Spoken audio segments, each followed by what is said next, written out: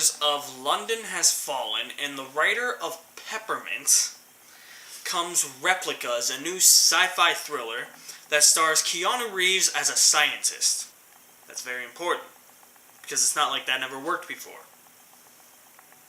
He plays a scientist who loses his wife and his kids in a tragic car accident, and he has this algorithm to try and bring them back to clone them, while he's also working on another algorithm to try and import a human's mind into a robot so that the robot will actually have like the consciousness of the human brain.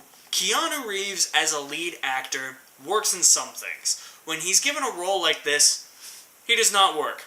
When he's blurting out his lines like, "Is this Bill and Ted 3?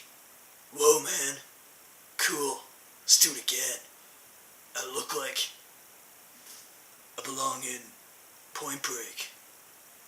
I am an FBI agent." Yeah, it doesn't work. You know why Keanu Reeves works in John Wick? Not only does he have minimal dialogue, but he's that strong physical presence that could beat the living shit out of you if you came across him. That's why they call John Wick the boogeyman. He would stab people in the face with a carrot, because that's what John Wick does. In movies like this, no.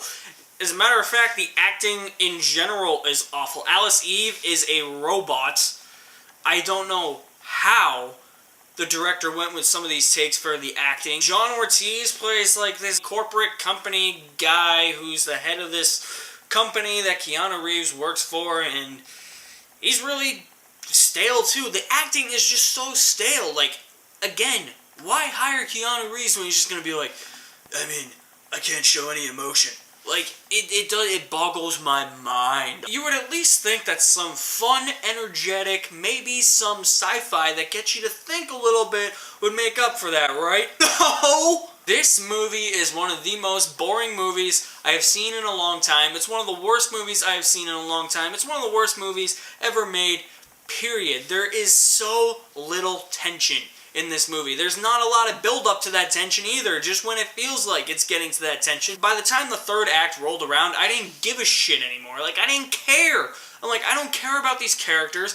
I don't care about these actors. I don't care about this whole other robot thing that was played out at the beginning and then just comes back randomly. This narrative is all over the place. The movie is a mess. It tries so many different twists and turns, but they all end up just being different sci-fi movie cliches. Like, the movie's called Replicas. It's about cloning. You know how many times we've seen movies about clones?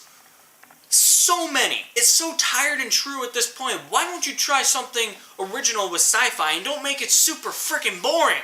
Like, Jesus. I was falling asleep in my seat. I was zoning out in multiple parts. I could still follow what was going on, but still, just don't make it boring. And what was up with the Dutch angles in this movie? There were a lot of Dutch angles in this movie. If you don't know what a Dutch angle is, go watch Battlefield Earth. As a matter of fact, scratch that. Don't ever watch Battlefield Earth. But what a Dutch angle is basically turning the camera at a diagonal angle and filming people like that. Yeah, there's a lot of it.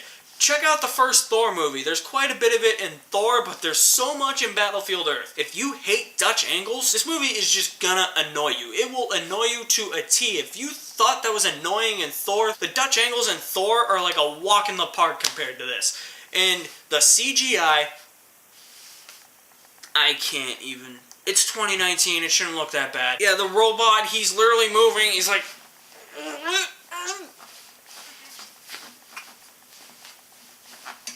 That's how bad he's moving. He's not even moving like a robot. Like, the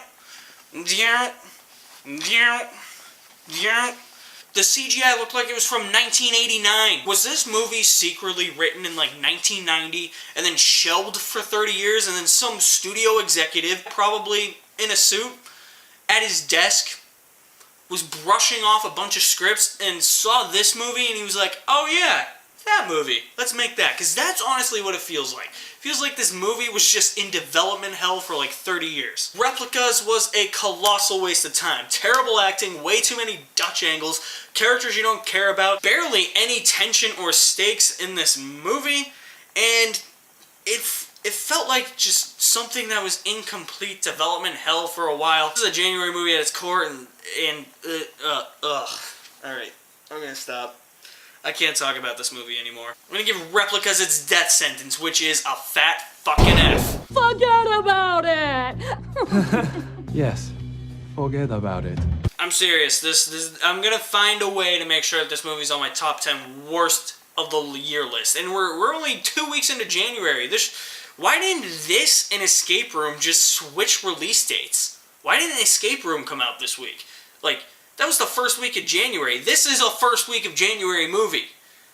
This is what you want to start the year off on.